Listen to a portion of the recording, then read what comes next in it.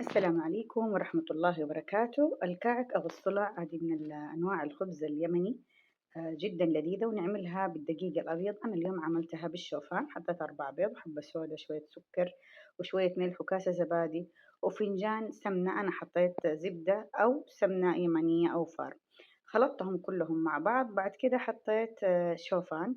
أنا صراحة يعني قدرتها بالنظر كاستين وتفضلي تزيدي كل شوية. هذه طبعا نص كاسة موية، حطيت عليها برضو شوية سكر وخميرة عشان تخمر، حطيت بيكنج بودر.